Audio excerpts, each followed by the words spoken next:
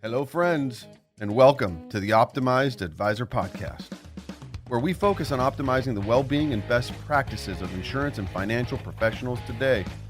On this show, our objective is to help you optimize your life, optimize your profession, and learn from other optimized advisors. I'm your host, Scott Heinela. We hope you enjoy the show. Hello, Ruth Raftery. Thank you for joining us today. Thanks for having me. It's a pleasure to be here.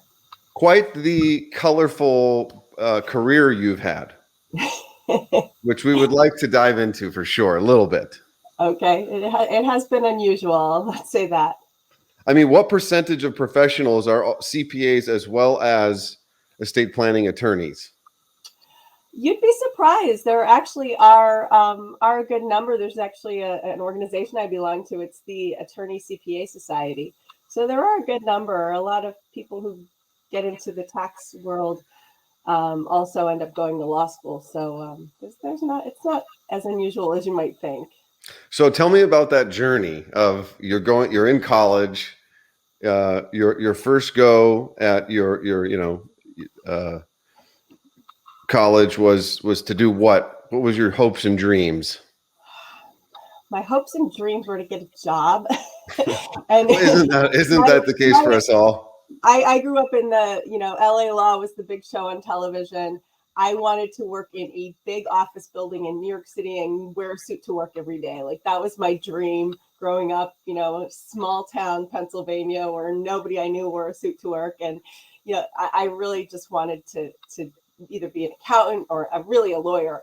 But I ended up majoring in accounting.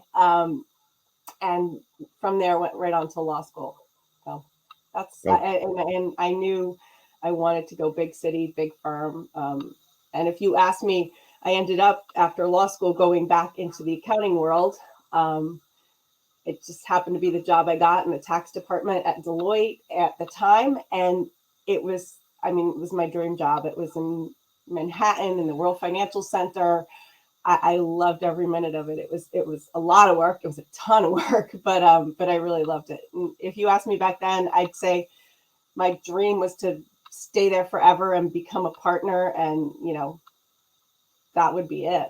So, what years what was this when you were at Deloitte and working your way up, living your dream, and how many years did that last? It lasted, I started in 1994, right out of law school, and it lasted until 2006. And really it ended, I had 3 little kids at the time. I was working, tax seasons were unbelievably insane. I was trying to keep all balls in the air, and it became really, really hard to sustain that and to, still be a mom and still see my kids. So I knew I didn't want to completely stop working because I love what I do. I love, that's what excites me. But I knew I had to figure out a way to make a change to make my life a little less crazy. So we were chatting before, actually, what defines success? And one of the professional metrics is obviously monetary compensation, title, status. But you bring up a very good point in that finding balance in life and optimizing your life within your passions, your interests, your core values, maybe those other things in life come to light that drive success, which is being a present parent and being available and helping raise my children to become the best human beings that they ultimately can be. And I joke about this with my boys and I say, look, my goal is very simple. So that when you leave this house, you're not a degenerate and you're actually a contributing, functioning human being to society. If I can accomplish that and better, kudos to all of us, right? I hear you. And, my kids are older than yours. My oldest is 20. I have 18, actually 21, 19. Yikes, y'all had a birthday. 21, 19, and 17. And to see my 2 oldest off at college and, really independent and being able to, make their own doctor's appointments and figure things out on their own. I really love seeing that because I think it's a definitely necessary skill for them to have. It's, I'm not going to step in, and when you need me, I'm here, and I'm always going to be there. But they're letting them figure things out on their own, I think is one of the things I really enjoy. And I really enjoy seeing how they handle things. It's really remarkable. Yeah, this was a parent I was talking to, and I was so impressed by what her children have accomplished and what they were involved in. At the time, they were in college, right? So they've gone off to college, all of her kids, and they had played sports and were involved in certain nonprofit organizations. One in particular actually founded a nonprofit organization, and in her just kind of sharing that story, I was so impressed, and I had to ask and be inquisitive of how did you get to that point? How did your children get to this, what sounds to be a wonderful place in life? And the advice she gave was that early on, my husband and I were committed to the fact that parenting was more about leading them along in whatever path they showed interest in, whatever areas of drive they had. It wasn't this forceful, you need to be this, you need to do that, and this is how you do it. Do as I say, not as I do, kind of a thing. It wasn't that. It was the fact that they expressed this leadership role and helping lead their children along. And it's easier said than done, isn't it?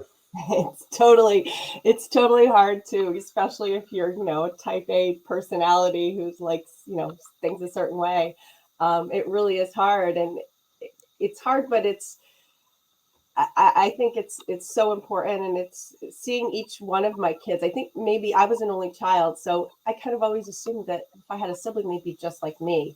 And seeing my three kids in very different strengths, and I try to pull the strengths out of each one of them. And I think maybe my working experience and working with a lot of younger people in terms of being at a big firm where you're always delegating work down, and you're working with younger people, and you're trying to guide them, to help them get to the next level in their career.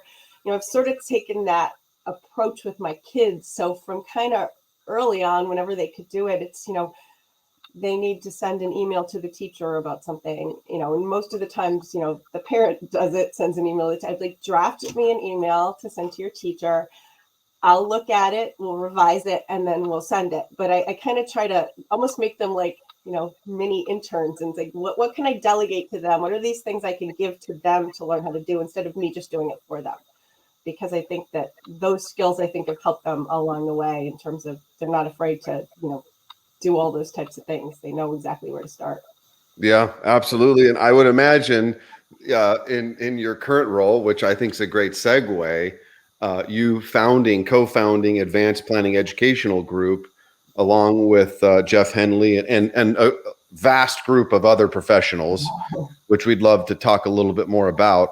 But in that role and in that community and effort that you're building, which has just been a phenomenal rise in a short amount of time. I mean, the resources that are available on your website, the events that you put together, the network that you have across the country, kudos to all of you. But with that said, predominantly you're dealing with a bunch of financial advisors who might be like dealing with teenagers and juveniles, like me being one of them. So that skill set, I'm sure, is certainly translated into the world. And, in fairness, the challenges that financial advisors face, and, I would say CPAs and attorneys just dealing with clients in these very important, necessary aspects of their life. A lot of the times it's like herding cats, and it's a challenge to get people to do what they know they need to do, but to actually take action. It's not an easy task. It's not. And, one of the interesting things is, Scott, you've been there since the beginning of starting APEG. You were in our first conference room. I think it was in Dallas when we met with Producer's Choice and all of you regionals. And you were one of those people who raised their hand and said, like, I want to be part of this. I think this is a great idea. And back then it was just a concept. So it's interesting that, in 4 years, it's evolved to be something really, really unique. And I think it is hard to get out of your comfort zone in terms of, advisors and doing things the way you always did them because it works.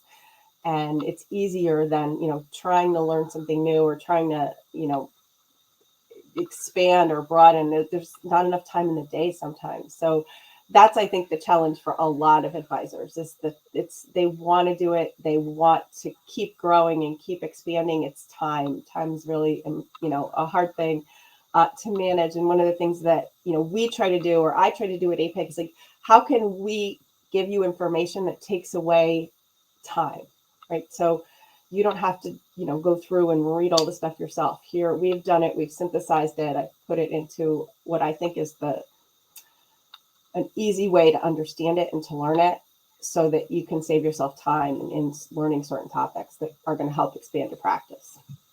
Yeah, I think your journey to get to where you are today, and the journey that you took to found and establish APEG is a very unique and interesting story, in the sense that you are a client working with an advisor who had feelings and concerns and noticed gaps.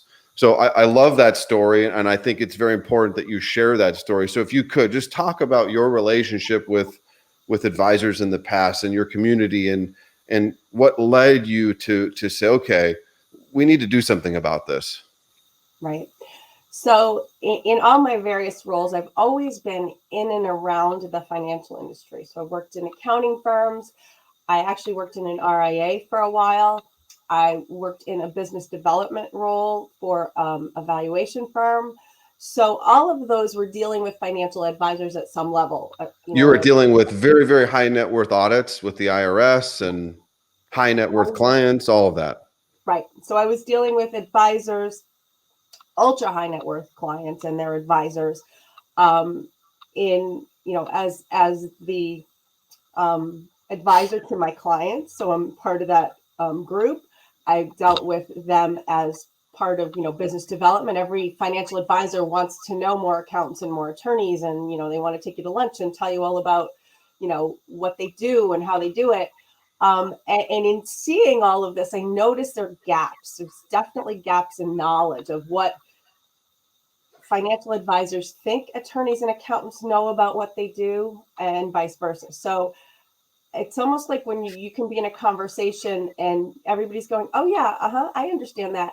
And when somebody says AUM, and the normal accountant out there is like, no idea what that means, but they say okay, and then they just move on along their merry way. So I think there were so many places where I saw gaps, and when this unique opportunity to start APEG kind of came up, it was like, how can we fill those gaps? And it's a constant process that we're always evolving, and we're always looking to figure out how to help advisors understand what the attorneys know, and help the attorneys understand what the attorneys and accountants understand what advisors know, so that they can all work together as part of a real team to help their clients. Okay, so what is APEG? The professional description. Do you want my canned elevator speech, or or a Cliff Notes version of such? A Cliff Notes version. It's always been hard to kind of come up with that elevator speech, because APEG is a lot of things. It's basically a cradle to grave resources for advisors. So we can start with somebody who's brand new to the industry, doesn't know anything, and we can help train them at the level they're at. So that's done through specifically the Foundations platform, right? Correct. Yes. And so that would include the main aspects, all of what we would embody comprehensive financial planning. Right. So that's, we do an introduction to the industry, which talks about, what's the difference between an RIA and a broker dealer. Most people out there have absolutely no idea outside of this industry. It's just foreign to them. So we start with things like that. We go through estate planning, the basics of estate planning. What's a trust? What's a will? When do clients need a power of attorney? All kinds of things related to estate planning. We do income tax, all the things that an advisor early on in their career should know about income tax. And a lot of this is building. So it's not like you take one course and you're like, oh yeah, I get it, I got tax, done and done. A lot of it is, foundational knowledge that then takes and builds throughout your career. So, one of the unique things about APEG, and this might be a little bit new to you, Scott, because we started out with really products, right? We have this course. It's a great course. I can say, here, go take this course. And you say, okay, great, I took the course. But one of the things that we're doing now is we're really helping more companies. How do you implement that? How do you create a culture around learning and development? And how do you, help somebody who's new to the industry, not just say, here, go listen to this course and, that's your training. It's, how do you help them grow? How do we have discussion groups around it? And it's unique to each organization, what makes sense if you've got, 100 people or if you've got two, but really kind of helping to come up with the culture around that training. So the training's great, products are there, but how do you optimize that in your organization? And I think that's what's kind of, as we evolve with APEG, we realize that it's great. A lot of people aren't real self-motivated. So to give somebody a course and say, here you go, take it. It's great for somebody who's super motivated and they know this time of day I'm going to do it. But if they're not and they need a little bit more support and handholding, that's where, we work with organizations to figure out how we do that. What does that look like? Does that look like an extra hour a week of coaching? Does that look like, let's watch it together and have a discussion about it? There's so many different ways that knowledge can be used. Now, what about the community aspect of APEG and maybe an example of where that's really bared fruit? It's a network of not just financial advisors, but estate planning attorneys, as well as CPAs. And you've got these roundtable discussions that in many cases are really, what do we want to talk about today? Does anybody have something pressing within their practice that they'd like to share or question the group to? And from that, it'll be a 90-minute conversation or, I know you do these on a regular basis. So, for many advisors in particular, well, all three of those professions, a lot of the times they're on an island, right? They're independently working. Maybe they're a part of some councils or some organizations within their community. But a lot of times we find that those are limited. I feel that APEG really helps to fill certain gaps. And it also is a collection of different professions, not just a siloed profession. And that to me, I think is pretty unique. And we tried to specifically do that, to create a unique community aspect, because you're right. When we talk to advisors, both senior advisors sort of felt like they were on an island and kind of, there's not a lot of people who are at your level who really get what you do. So, and you don't want to, call your competitor down the street to, the guy down the street, you're not going to go and ask those questions to. So Right. creating that national community of people that sort of are all working together or have those resources that, I can say, I really don't know what to do with this case. I just want to talk out loud to somebody who understands what I'm saying. Right? They understand all the acronyms. You can't, unless your spouse is in the financial industry, you're not going to go home and, talk about it over dinner. Right. Because they're not going to care. They're not going to No. get it. So it's creating that community. And for, younger people who are just entering the industry, what we found is they sort of feel like it's hard to learn. There's not a lot of, the senior advisors are so busy. The junior people kind of don't really know what they're doing or what they're supposed to do, or, how to move their career forward. And I think that's probably why a lot of people end up dropping out of the industry. And the statistics in the financial industry are kind of crazy as to how many people start in the industry and, don't make it beyond 5 years in the industry, just because there's not a whole lot of training. And one of the things that I try to take from my past life, accountants get training all along the way. Every year you like all this intense training. So we tried to borrow some things from both the accounting profession and the legal profession that maybe we can translate into the financial profession and the financial services industry. Not everything about, law and accounting are great, but, I think all of these groups that sort of work together in this ecosystem can learn, best practices from the other groups and really kind of come up with a phenomenal thing that's just very different than what's existed in the past. Yeah, that's great. And I know that we're going to be having you and Jeff in person in studio here soon. So we'll talk a lot more about everything else that APEG has going on, and looking forward to that.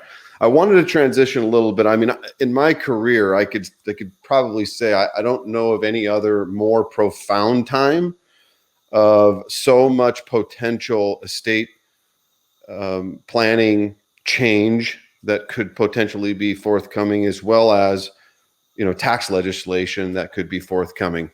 Mm-hmm. And certainly your core background and experience, you know, you're past president of the Estate Planning Council and of New York City, and of course involved in you know, the Certified Public Accountants membership. What's the name of that organization? It would be the CPA Society, or the Attorney CPA Society. yeah, you're very involved in many of these groups and committees and societies.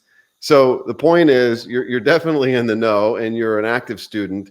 So I definitely wanted to touch on what we're dealing with right now. What is potentially on the forefront? We were talking. There's some very specific key dates looming. So I know a lot of this is trying to catch water at this point, but there's some potential direction in which things are heading, right? Yes. So there are two bills that are floating out there right now. And people, there's not a lot in the, you know, on the news. You're not going to hear a ton of it. So unless you're following it, you're going to hear snippets and bits and pieces that don't seem to make sense. And what we try to do is like follow that so that we can provide that information to, you know, advisors that are out there. And also, you know, any of the news or information, I think the information that we're going to hear is going to be charged in some direction, one way or the other, as opposed to just lay the facts out to me. Right, right. It's usually, you know, it has some political spin, whether you love it or you hate it. Right. It's hard to really figure out what the real story is. So we, you know, we kind of always say when we talk about tax laws, you know, and we've been following, you know, before the election, I mean, we've been following these, the, you know, Trump proposals and the Biden proposals from, you know, a year ago, and what might happen. We always say, you know, we're not getting political. We're just kind of giving, this is what may happen. Yeah, I'm so tired of being concerned and kind of having to weed through, okay, what's the motivation here? Or am I purely just getting the factual information? And I know that that's what you're committed to doing. Here's what the content, or here's what the data and the actual in script is telling us. Here's what potentially it could mean. So let's dive into that a little bit. Okay. So we've got these two bills that are floating out there right now. The budget bill, right, and the infrastructure bill. The infrastructure bill is the one you probably heard of. That was passed by the Senate. I think it was in August. It was the bipartisan. They called it either, they use a different terminology to mean the same thing. So it's either called the infrastructure bill, the $1 trillion bill, the bipartisan infrastructure bill. There's a lot of different names for it. So, you know, that was passed by the Senate. It's now sitting in the House waiting for a vote. And I actually have a little slide that I use when I do presentations on this. And I don't know if you're probably younger than I am, but Schoolhouse Rock was a big deal. And remember, there was the I'm Just a Bill, and it had the little bill guy Oh, yeah. on the song. So I use that in my presentation. So the infrastructure bill is kind of sitting there in the House waiting for them to vote on it. And everyone knows that's going to get passed. The House, on the other hand, passed the budget bill, and that was on, oh gosh, sometime at the end of August. And that was that $3.5 trillion spending bill that is now being debated in the House Ways and Means Committee, as to how they're going to pay for that. How do you pay for $3.5 trillion of spending? And that's where the tax side comes in, right? Somehow someone's got to pay for that. So they're trying to figure out what tax provisions are going to equal up to $3.5 trillion of spending. Is that going to be increasing the capital gains rate? Is that going to be increasing, you know, the top income tax rate on your high earners? Is it going to be changing the corporate rates? Like what's going to, the blend of things that are going to happen to get to that 3.5 trillion and, be able to fund that bill. So that's what's happening right now in real time. They're probably talking about it right now in the Senate. So it's kind of, it remains to be, something will happen. It just remains to be seen what those changes are going to look like. So there's some, like you said, right? We're seeing it come across the news feed every day, a headline on this, headline on that. And it was leaked the other day, corporate tax rate, according to the current administration, wants the corporate tax rate to be 26 or 28%. 28 is what I heard. Yeah. 28. Okay. So which would put us where, do we know globally where that would put us? In terms of rates, is probably sort of in the middle. Okay. And then I saw something come across the other day regarding, capital gains taxes and the conversation around taxing unrealized gains. And it was, correct me if I'm wrong, affirmed that no, that won't be the case. That's off the table. Because one of the challenges, what would the impact be to the markets in total if everybody had to pay taxes on gains that weren't realized? I'd have to sell assets or create liquidity to pay those taxes, which I don't know how that works. Right. So yeah, I from what I've heard, that's off the table as of now, which is a good thing. And I think what the latest proposal that I've seen, some of them were really outrageous. So the latest proposal that I've seen, everybody's going to pay a little bit more. They're going to figure out how to make it work, but it wasn't anything that I at least felt was totally egregious. And a lot of, the Tax Cuts and Jobs Act, which came into play in 2017, some of it is just going back to what it was before. So it's not, this terrible thing. It's going to change a lot of planning that people have done. There's a couple things in there that really might change planning. One of them is the grantor trust provisions and including grantor trusts in the estate. So a lot of life insurance trusts that are out there right now are grantor trusts for income tax purposes. That means right. The grantor pays the tax, but the reason you put insurance in that trust is to keep it out of your estate for estate tax purposes. And it's kind of like you get one result for income tax and one result for estate tax. And the proposal right now is saying that, well, if it's a grantor trust for income tax purposes, we're going to include it in your estate for estate tax purposes. And, that kind of blows up all the planning that's been done around ILETs for many, many, many years. So from what I heard, the insurance lobby is really trying to have a carve out for ILETs, life insurance trust, irrevocable life insurance trusts. Would they entertain, or is it on the table that this would be retroactive, or would this be from sign date moving forward? It's some of they're all, each of the provisions are a little bit different.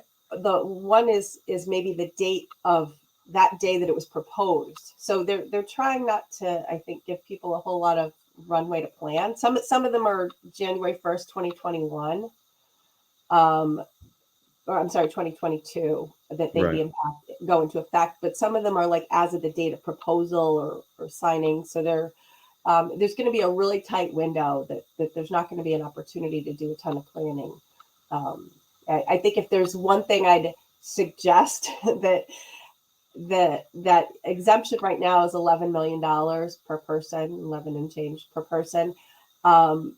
It's likely that that's going to go back down to 6 or 7 by the end of the year. So for those really ultra high net worth clients that haven't done a lot of planning, this is the last chance, I think, to really start planning. If you can find an estate planning attorney that's not busier than busy right now, because they're all swamped with people trying to, do the planning that they probably put off for 20 years. And now they want to all get in there. So. Right. So are there any two things? One, any resources that you would suggest for professionals to gain just kind of unbiased factual intel and information? I mean, where are you getting this knowledge and information from? Is it from one of the councils? Is there a website? Is there a resource that you're going to? that summarizes this, that isn't just like reading the direct bill. Right. Well, there's reading the direct bill, which I always do to confirm my outside sources. But what the sources I really like are accounting firms. Having worked at various firms during times of tax law change, I mean, they've got teams of people. They've got a group that's just responsible for this provision and learning everything there is to know and write that up. And then they've got another team that's responsible for the capital gains provision. And then they put that all together into a summary. So I think that the accounting firm, that's usually what I use as a primary source when I'm trying to put all this together. Because like you're right, reading the bill is like nearly impossible. Right. I always do go back and fact check and double check, but the big accounting firms, the Deloittes, the PricewaterhouseCoopers, those types of firms have really good unbiased information. Okay, that's good to know. So one of the things I always like to ask our guests are calling upon any readings, books, presentations that just have resonated with them. And I know that as a student like you are, you may have a suggestion or two. Yeah, I'm constantly looking to grow and in a lot of ways, grow my technical knowledge, grow, my understanding of others, grow my understanding of myself, grow the business, grow all that stuff. So I have like my Audible is totally full of, self-help books and business type books. A couple of my favorites. Blue Ocean Strategy, I really like that. I think for advisors, that's a great one. Traction is also another. Traction is by Gino Wickman. Everybody, I think, is for the Blue Ocean Strategy. Go ahead.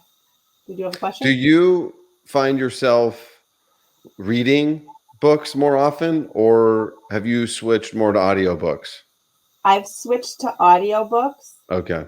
But I often, if I really like the audiobook, I go and buy it so that I can, when I'm listening, especially if it's something I like, take notes and try to, write things down. I sometimes like to see it in writing. So I'm asking because I've just gone through Traction and as an audiobook, and as I'm going through it, I'm finding myself, wow, I really need a print. I needed a That's printed funny. Yeah. copy. Now, fine to listen to it and absorb what you can, and I think listening certainly helps. But then maybe to even go back through it, Yeah. and either read it entirely or the combo of listening while having the print in front of you might be the optimal strategy. So some contents are just great to listen to. Like I listened to Green Lights, Matthew McConaughey's biography. Okay. It is incredible, by the way. Not in the sense that his life is truly miraculous, obviously wonderful stories and experiences, but his delivery and how he did it was genius. What's it called? Not a book to be associated with professional development, though. Green Light. Okay, I'll take a look. Yeah, I'm usually reading either something related to tax and estate planning or, something related to business or personal growth. I very rarely read, fiction. Equally riveting content. Yes, it is. It actually is. I'm like that fun person on the beach with all my books. So Traction was actually recommended to me years and years ago by a financial advisor. So it's a great way, to organize your business and your practice. Mm-hmm. Some others that I really like. One of my favorites is called The Power of Moments. It just kind of talks about how creating small moments in a larger experience really means so much that it may not be the entire presentation has to be great, but that one moment where there's a real connection is what people are going to remember. I like that. I like The Go-Giver. It's another good one. There's two that are more personal, how to organize yourself and your time. Effortless and Essentialism, the same author. I have that. Essentialism, I Similar have. thing. It's in my queue. So yeah, both very good. So I'm always looking for the next book. I've got a ton of them. What about podcasts? Do you listen to much in the way of No, I podcasts? don't really listen to You podcasts. don't? I Okay. don't know why. But books, lots of books. Lots of every time I'm get in the car or have 10 minutes, I play something in one of my books. That's great. Audible's like always on a loop somewhere. when The I'm not working. university on wheels. You are living, breathing that. I, I just, being a student was one of my favorite things, thinking about September and back to school. It's like, I was the one kid who was so excited about my new notebooks and my new pens and my new pencils. That's great. Can't wait for school to start. Yeah, that's fantastic. Now, to learn more about APEG and get connected with APEG, what would an advisor do? I think the easiest way is to just give us a call. I mean, we are very open to having a conversation. We don't have chat boxes. My colleague Lisa is our vice president of customer relations, and she knows all of our members. And we talked a little bit about the community aspect of it. Is somebody knows you when you call and they say, "Hey, Scott, how you doing? What's going on in your practice?" So you may not call all the time, but we really like to try to get to know people who engage with us, because that's to me, that's really, it's all about the people. And we talked earlier, just to kind of maybe come full circle, what is success? Is success making us so much money that you have to worry about the tax law changes? Or is success the people you impact along the way? And I think that's really what it's all about. So in between that, our also, for those that want to look further, we have the producerschoicenetwork.com website, and directly on that site is access to the PCN Foundation's, link, which will take you directly to a version of the APEG community site that gives you information about the organization, information about the foundation's course, the modules, lots of good intel. So that would be another way that you can access APEG. And of course, their phone number will be listed there. But with that, the number for APEG is 800-568-2444.